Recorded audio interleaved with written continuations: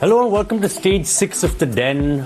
If you were wondering what I was talking about at the end of my segment last week, I said I was going to go pro. It's because we have the PS4 Pro now in the office and I got to review the hit game God of War. So in this episode, I'm going to tell you, yes, why God of War is such a brilliant reboot, on why God of War is such a great game. I'm also going to talk to you about what makes a reboot truly successful and how it shouldn't go into a sequel syndrome. Last week we talked about the problem with Ubisoft and the problem with sequels, but I feel God of War is a great example of how reboots should happen. And finally, in my last segment, I'm going to tell you guys about the cult classic game Portal. I'm sure you've all heard about it, but seriously, for those who haven't, they need to play it, and I'll tell you why very soon.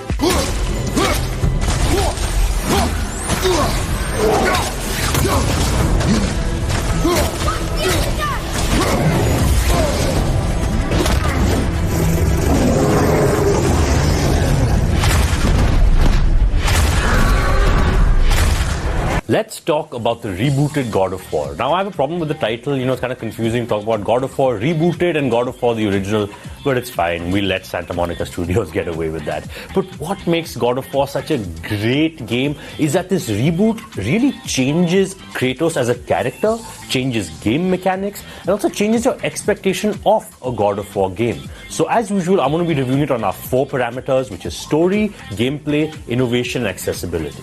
Let's start with story. So at the end of God of War 3, which is Kratos' last journey, he has created carnage all across the land and has killed every single Greek god.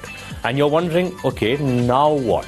And we suddenly are treated to a shot of a little boy going ahead and, burning his mother's ashes. And this turns out to be, Kratos' wife. And we have no idea what's going on. But it turns out that Kratos is transported to a new land and he's now somehow in the Norse mythology mythos, which is quite interesting. And at that point, we go ahead and analyze why is it that Kratos is there. That answer is not given to us, but I really hope it's explored because I want to know how Kratos, bridged the gap between his Greek pantheon of gods and how he got to this Nordic realm, because I do feel like that would be a very interesting, backdrop, because even in the story, when Athena shows up or when, the voiceover of Zeus shows up, I feel very invested as someone who's played the original trilogy. I want to know how Kratos' past is connected to Kratos' present, and that's very important. But that's very minor hiccups in a story that's overall absolutely mesmerizing, right? The reason why I think the God of War reboot story is amazing is because it's a very, it's a very myopic story. It's a very short story along the lines of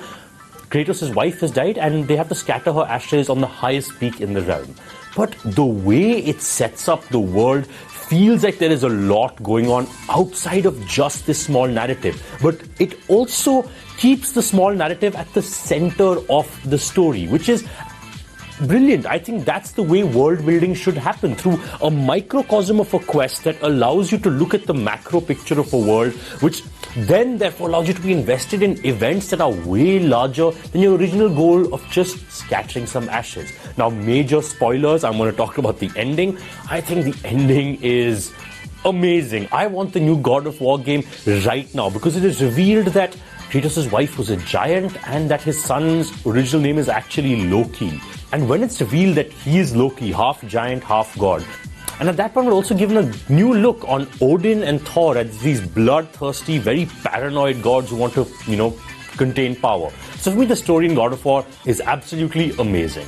Now let's move on to gameplay. The gameplay in God of War is so different from other God of War games, and oh my god, is it smooth, guys. I have never enjoyed playing with an axe so much, especially because just recalling it into your hands every time has this amazing sound effect of and it feels, and your controller vibrates. It just feels so powerful. You feel like you're genuinely, just throwing this axe around that's coming back to you. And ironically enough, it kind of is treated like Thor's hammer, in the MCU and in comic books. But the weapons in God of War is absolutely amazing. The combat is amazing, be it, blocking with your shield, be it the gruesome kills, be it the hordes of battles that you have. And again, spoiler alert, the fact that you go ahead and get back your Blades of Chaos from the original games is amazing. And especially in, with the new hardware available on the PS4, it looks that much amazing. But as far as, how the game functions within the PS4, I've got to say that I think it performed beautifully. It's absolutely beautiful to look at.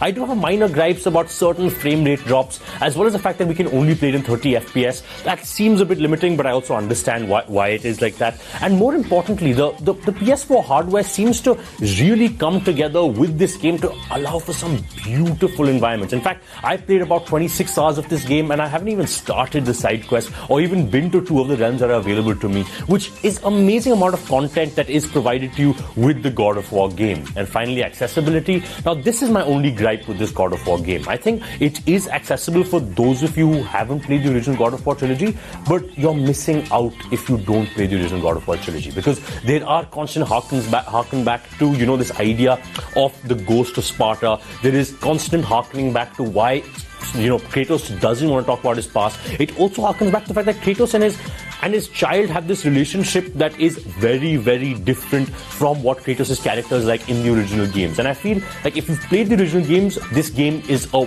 absolutely fantastic game. If you haven't played the original games, this game is a good game, but it doesn't reach the heights that it can. So I don't think it's truly an accessible game that way, but otherwise it's a absolutely brilliant game. For those of you who haven't played it and you don't want to go through the graphics downgrade of the old God of War games, please take my word and definitely try it out, because it truly is just an amazing game. I know I've said amazing quite a few times, but I was floored. I literally, at one point, especially during the ending, literally exclaimed, and with many abusive superlatives, which I can't use on this show. So you guys stay tuned. I will be talking about what makes a good reboot, talking mainly about the God of War game, and as well as other reboots that have been successful, as well as certain reboots that have failed, because it is important to understand why God of War as a reboot is so successful. And I'll see you guys after the break.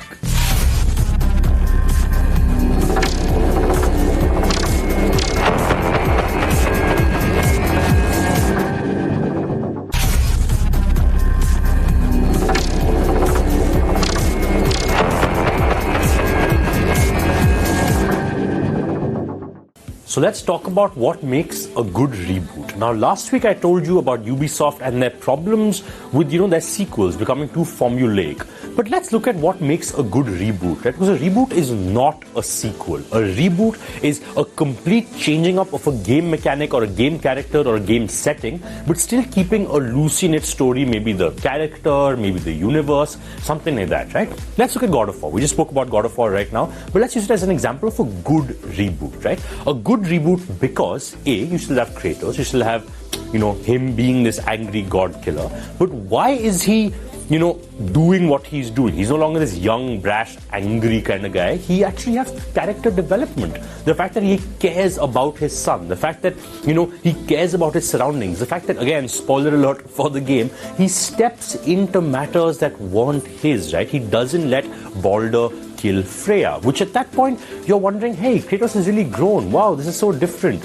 And that's the point of a reboot. A reboot is not a sequel. A reboot is the changing of a complete setting and adding new things to a universe that couldn't be added before. If this God of War game was just Kratos going ahead and killing the entire pantheon of Norse gods, which still might happen, but in the same way that he did in the Greek, in the same hack and slash gameplay, in the same quick time events that happen, in the same camera angles that happen, I would be sorely disappointed. But we have for us a God of War game which is truly open world, not linear, and also a game that isn't only hack and slash. The blocking mechanic is absolutely so intuitive in the game. So God of War is actually amazing, not only in the gameplay department in terms of, how it reboots its gameplay, but also reboots its story very well. Kratos is a better rounded character now. He actually feels things. And what I think God of War does, which goes above and beyond just any other rebooted game, is the fact that at this point, we are also treated to Kratos growing with another individual, right? What adds to God of War being an even greater reboot, not just like a good reboot, but a great reboot, is that it doesn't remove the significance of the earlier games he was in. It doesn't feel like, Kratos was this bad, weird character before. Yes, he wasn't as well-rounded, but his current character doesn't take away from his previous character. That is a good reboot. What is a bad reboot, according to me, is the Tomb Raider series.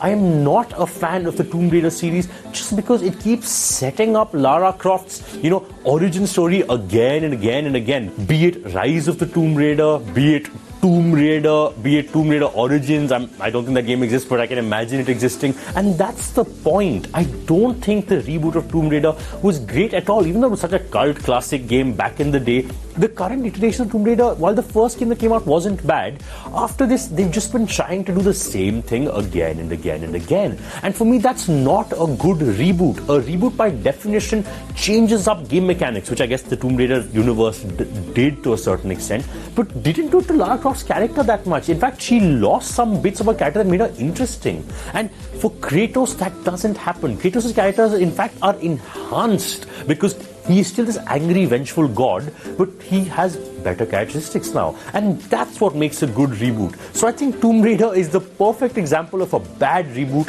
and God of War is the perfect example of an absolutely great reboot. I know I've not talked about God of War for the last 12 minutes, guys, but I also think it's important to understand how God of War fits in the larger gaming industry, especially in a gaming industry that is, obsessed with reboots and sequels. So now, if you are tired of me talking about popular mainstream games, let me tell you of a cult classic that became mainstream right after the break.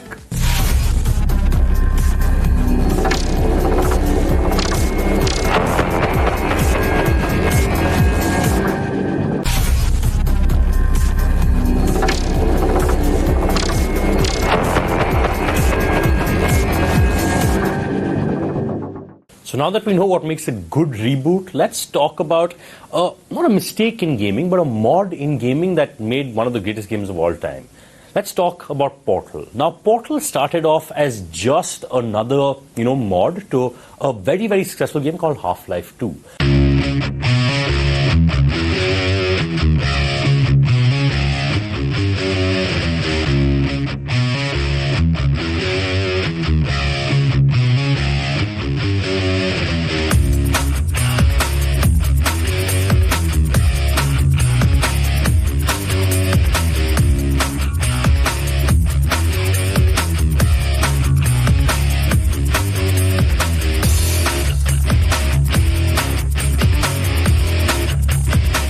And this mod then was released as part of something called the Orange Box that, contained other games.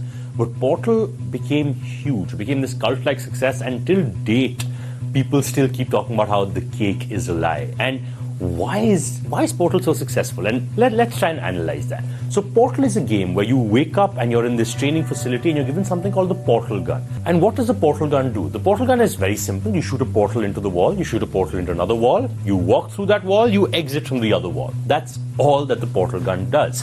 The puzzles that Portal actually come up with is very, very hard. And I think that's what makes this game, truly interesting to play, because it doesn't feel like, you can solve all these puzzles. And the learning curve is very, very well done, because level 1 is a very easy puzzle, but level 13 is truly hard. And I think that's what makes it such a good game. But what makes it one of the best games of all time is the narrative, is the story. How is it that a puzzle game can have such a good story is something that's beyond me, right? Because the story is very loosely knit along the lines of you just waking up in a training facility, you hearing the voice of GLaDOS, which is this mechanized voice that's telling you have to, use the portal gun, you have to train it. And it's hilarious. It's one of the, dark comedies, which is very, very funny because constantly GLaDOS is talking to you in this monotone about human emotions and constantly, harassing you about not doing something fast enough or constantly, marrowing tanas at you, telling you, hey, anybody else could do this faster, but in a very monotonous voice. But she's also very sinister as this AI because by the end of it, okay, spoiler alert again, she tries to kill you, literally. And you have all these notes all over by probably previous participants in this Portal game where it says, watch out, and of course the cake is a lie. And the cake is a lie is such an iconic line. And why is it iconic? Because at the point you are told when you finish it that, hey, why don't you come join us for cake because you finished the simulation. But you're actually not joining for cake. Going towards the cake actually is going towards your death. And that's why the cake is a lie is this best all-time line of a cult classic. What makes Portal even more interesting, and that's why I think Portal is better than Portal 2, even though Portal 2 had more sales, is because no one expected Portal to be the massive success that it was. And that's what makes a game truly great, when you don't expect it to be that good and it blows up. So Portal 2 had some great multiplayer and also, but wasn't as good as Portal 1 according to me, because Portal 1 was the perfect storm. Zero expectation and maximum output of comedy, of great level design, and just overall a very good game that was supposed to be a mod of another game. And I think that perfect storm, I don't know how it will exist otherwise. So that's why Portal is truly a fantastic game and you definitely should check it out. And if you have a friend who also likes these kind of games, check out Portal 2 because it's multiplayer and you can get 2 portal guns with 4 different portals and it's absolutely amazing. So thank you for watching this episode of The Den. I'm just gonna, take a quick portal out and get ready for the next episode next week because I've got a great game review of a very good game that got released very recently, Spider-Man. So if you guys want to know how Spider-Man holds up, as a superhero game in the 21st century, I mean all games in the 21st century, I meant in the last 5 years, then you better stay tuned for The Den the next week. Thank you for watching this episode, and remember, the true war is always between gamers and non-gamers. That's the only war that exists. Educate a gamer today by making them watch The Den.